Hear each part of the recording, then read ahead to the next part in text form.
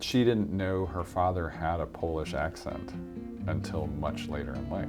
As the daughter of someone straight from Poland, our assumption is that her grandfather died in the Holocaust.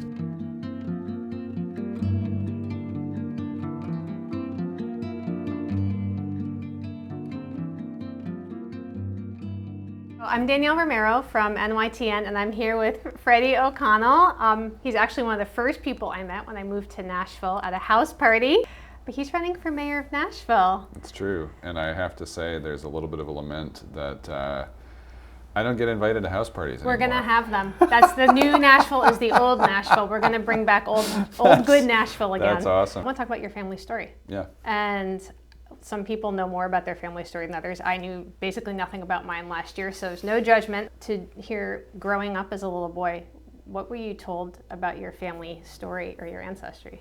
Parents have very different family backgrounds. My dad is from a fairly large Irish Catholic family.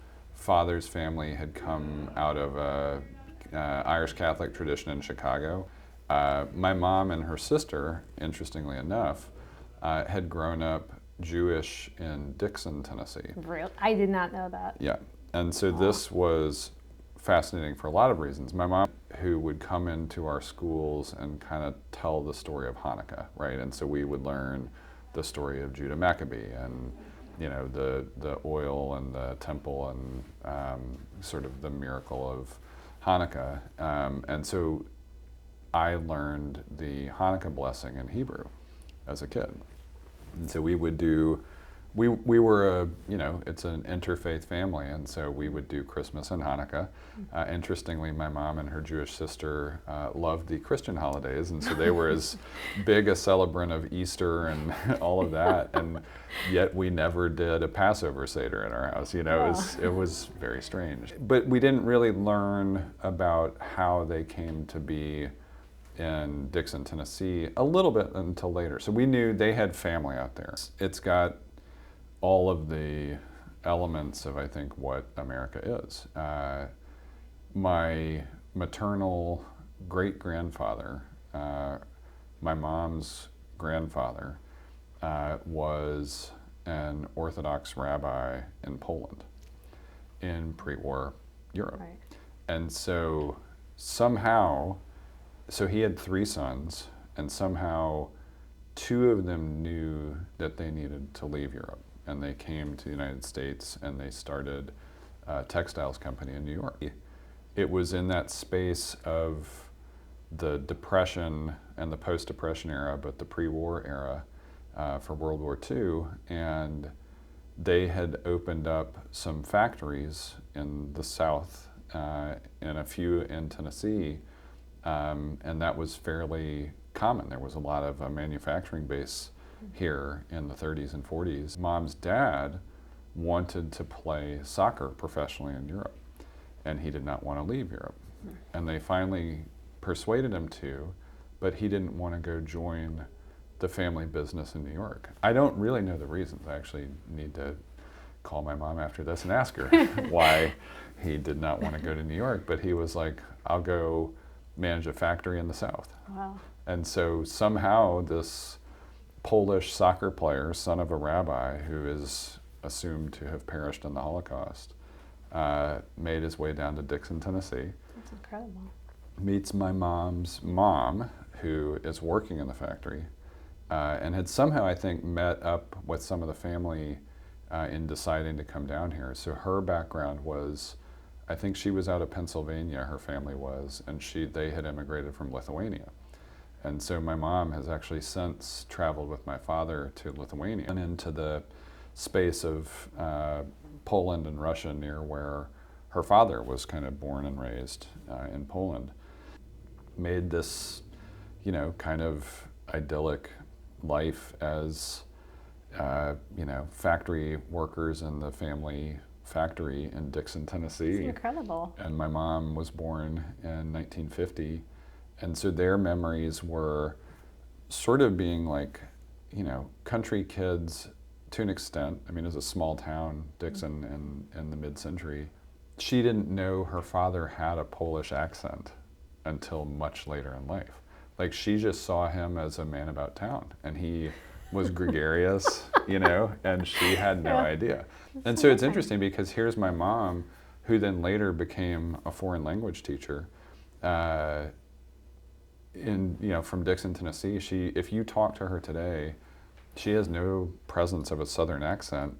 And I think part of it is because she was there, as the daughter, even in Dickson, Tennessee, as the daughter of someone straight from Poland, and somebody who was, I think, a second-generation American from Pennsylvania. She told us more recently that her father was so adamant that she and her sister not return to Poland that he refused to teach them a word of Polish.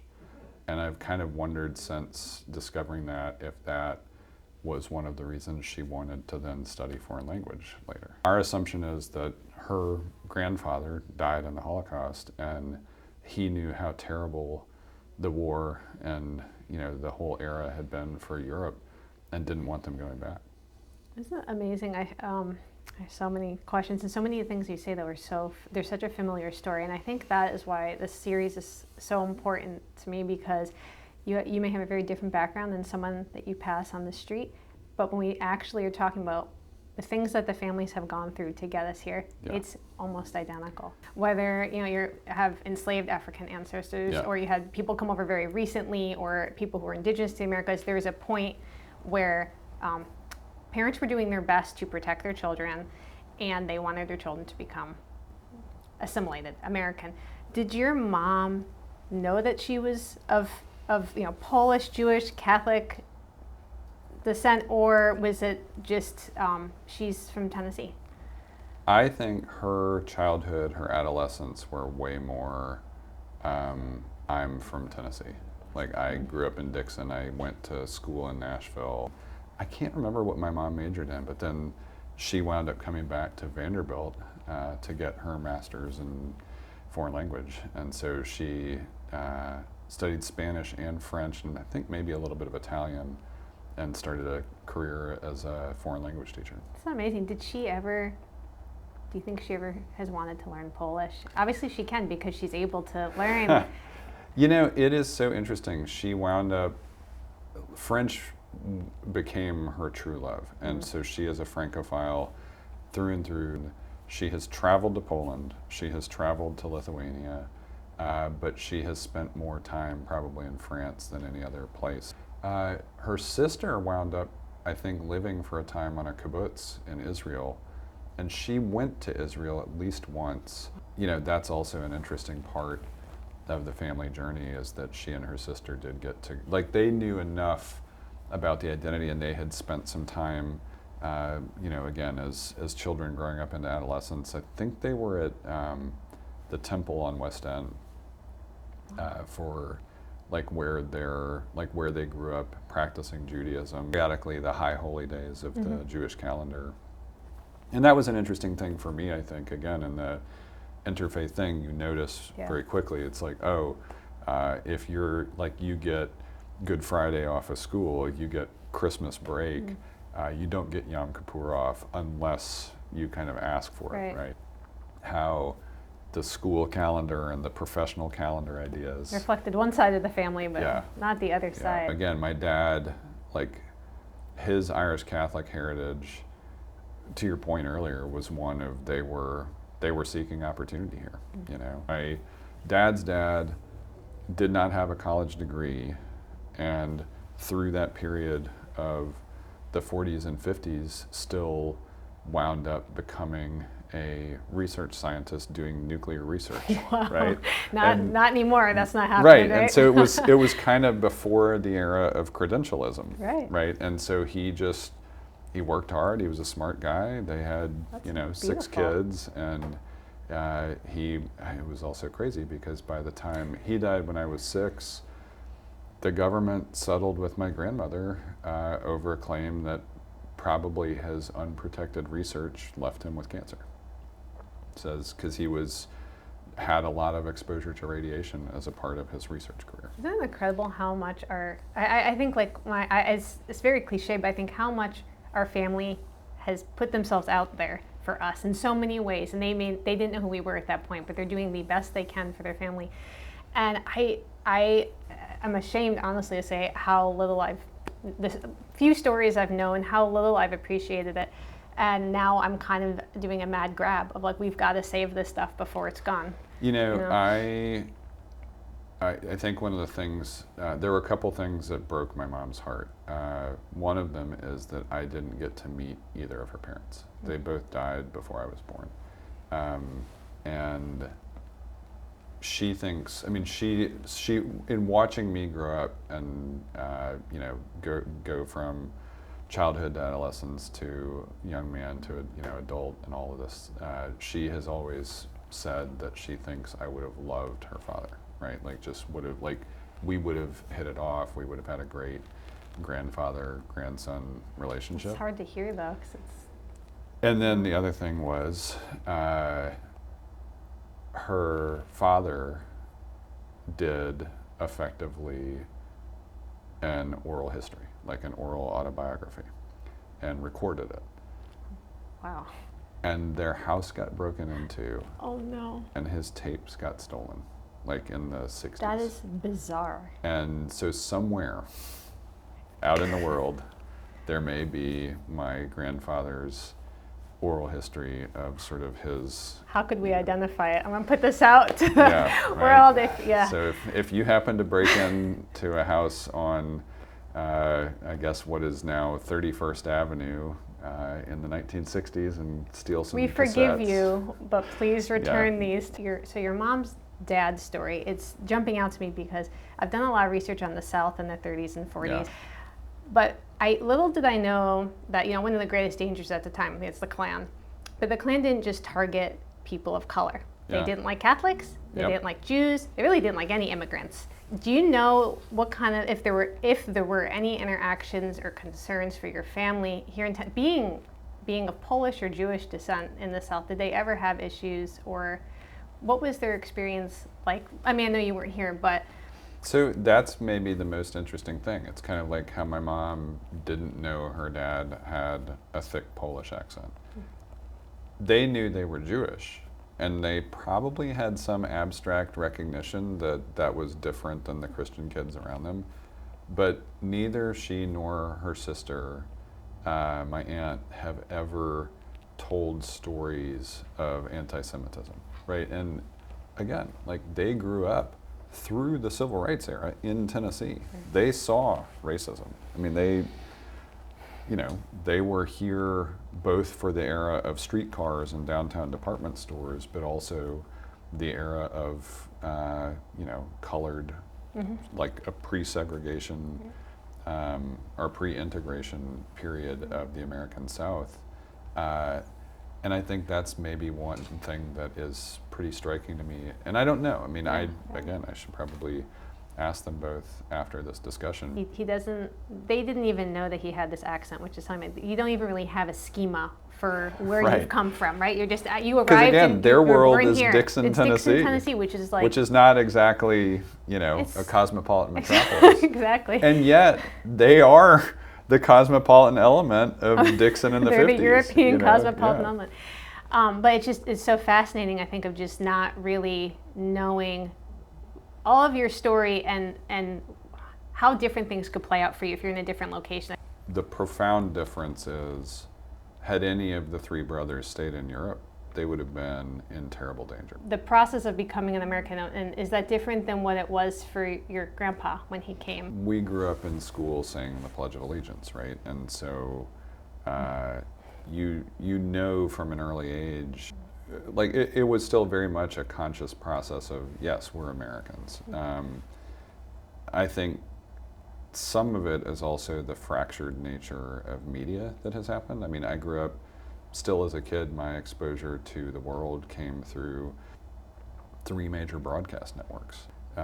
So clearly in elementary school, I was in a portable at Aiken Elementary, and we were watching The Challenger with a teacher on board, and that becoming a national tragedy in front of so many eyes, including a lot of classrooms in particular, because there was a teacher on that flight, right? And then the very different way that I personally experienced 9/11, because I was here in Nashville. We didn't have a TV. The internet was still kind of in its infancy, and I heard about it on the radio, and then kind of saw like news reports at 1 by 2 inches on some of the very earliest like streaming video scenarios.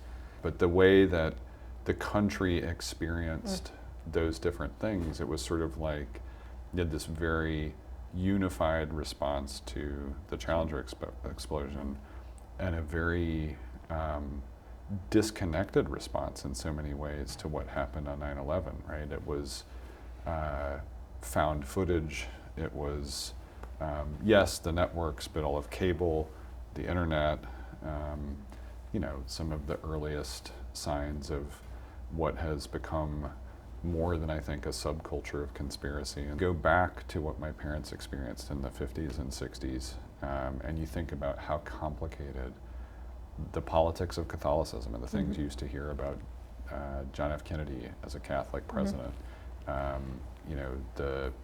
the explosive 1968 political conventions and riots, the assassinations that used to happen. It's not like life was actually simpler. In fact, it was pretty chaotic. But I think on the ground, the simpler binds of community. I feel like when I was growing up in Nashville, my first identity was as a Nashvilleian. And so, yes, I knew I was conscious of being an American too. As I'm doing these interviews, I feel like everyone's bringing their own special insight to this. How do we heal our country? Because our country needs to be healing. But you're saying something it's resonating with me. It's the idea of being a part of your community first. Because I think this idea of this national identity, that's a lot of people to be trying to identify with. And it's like if we can find that sense of I belong in this community and I know my neighbor and I can call my neighbor or they could call me or I show up to help for things. I kind of feel like that's the secret sauce to this. I know that community stuff is near and dear to your heart. So much of my childhood was literally just whoever happened to be in our neighborhood that had been there for a while. It was just like, a bunch of 80s kids on BMX bikes, like building forts and seeing who would accept a dare to eat a worm. Were you the dare giver or the dare taker? I sat and watched. I couldn't imagine coming up with that idea, and I certainly couldn't imagine eating a worm. Like, that was not going to happen. Yeah. There were all kinds of things that happened along the way that being in our public schools gave me exposure to a lot of things that I wouldn't have had if we were just completely isolated, if I had no exposure to other parts of what it meant to be both Nashvilleian and American. I think you may be the first person who's ever spoken in those terms of just feeling so deeply connected to the city, not just the nation. I need to let that percolate a little bit because that's something I may want to explore at some point because I think it's just really beautiful. What Nashville, 15 years, I don't want to date us too much, but about 15 years ago, I felt like it was just really magical. There was something so magical. There was something so small about it in a good way. There was a sweet spot, yeah. What's your favorite memory of old Nashville that you would love to have come back? I mean, there's a difference between childhood Nashville and kind of young adult Nashville. Childhood Nashville, bring me back Opryland, no joke. Having an amusement park right in the city was amazing. Young adult Nashville, I think, in so many ways, our social fabric was actually social. Yes. And it meant there were great just sort of parties and gatherings. It meant nobody was on their damn phone all the time, right? I mean, again, the iPhone had just sort of... We had MySpace, and it was not easy to get in there and message. We would just see you in person. I feel like you're right, and I think that might be something that is really lacking. And I think you see the effects of it today, where we just are not as connected with each other. I think because of that, because you don't have to sit down and talk with people who are different than you frequently. Crazy. I did have access to AOL, and I thought that was kind of a... it's an interesting, it was a fun part of my overall... growing up, but I was pretty slow to, I still remember basically one of my friends who was I need you to like actually learn how to text, you know? And it was like, why? This sucks. Like, I'd rather, if I'm gonna, like, I'd rather see you let's or grab a talk to you on the coffee. phone or like I'd rather have a conversation than just Right. this. And I remember the dynamic of email, I developed very quickly a rule of if it is going to become in any way an emotional conversation, like if there's emotional content to it, stop. Like, just don't even email, because there's this whole thing that happens where you say a wall of text and somebody sits there on the other end and it's not actually interactive. Right. It's like this really easy opportunity for passive aggressive, and I feel like that is so much of what has now happened with interactions on social media. Even here in Nashville, like, what can we do? Honestly, I feel like just sitting and talking and making a priority to see people face to face, like, is that the balm? Like, So this is really interesting because there is a guy standing off camera named Tucker who works with us on communications and was involved in some of the early research we did as a campaign. And I was pretty interested in the idea of how much people valued whether a mayoral candidate was present in the community. And he was like, we don't need to add that question. I was like, just add the question. And it turns out that it was an interesting question to ask because people really do value it. Yeah. So that's a thing that has mattered to the overall conversation we've had in the city this year, is just literally being present for so much of the communication. All like, we've been early voting for a couple weeks now, and when I am present at the polls, it is just a whole different kind of energy. Like, if you're visiting directly with people who are ready to vote. And I will say, I mean, COVID was brutal for the social elements of what it was like to be, you know, I think an American, because it got so politically charged. It got, you know, we went through a political transition in the middle of it at the national level. It did reinforce, I think, some of the ways in which social media actually, I think,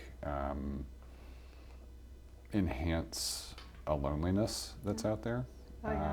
And it made our third places inaccessible. I love that you said third places, because this, I know we're probably out of time. I don't know how much time we have, but the third place thing has been something that I've just been sitting with personally, because I used to have one and I don't. Yeah. And I think you, and would you mind just explaining what you mean when you're saying third place? Like, if most of your life is at home or at work or school, or, you know, like, you've got these two places, you wake up in the morning, you leave the house for whatever your primary other destination is. The third place is the neighborhood bar, the coffee shop, the bookstore where a favorite author is going to read. And I mean, like, I've always struggled as somebody who loves movies with whether or not, like, movie going is a third place, right? As if you talk in the back, like I do with Amy. This is so good, Freddie. I feel like you've, like, inspired me to just, like, go see all my neighbors. So you try to see them, but I feel like let's just keep those ties strong and see where that takes I mean, us. I will just say this. I don't really know. I mean, we've heard stories about what my parents experienced around their own kind of, like, dining room tables or kitchen tables growing up. When I was growing up, we had around literal kitchen table. It was the place where we had family dinners almost every night. We have a dining room table that's just on the other side of the kitchen. I mean, it's like open, but it's that same thing, and all four of us sit down around the table for dinner as often as we can. For me, growing up, for me being a parent, starting with the dining room table, going on a walk on a night like tonight where the weather will be great, walking the dog, taking the wagon, being in the neighborhood, that's where it starts.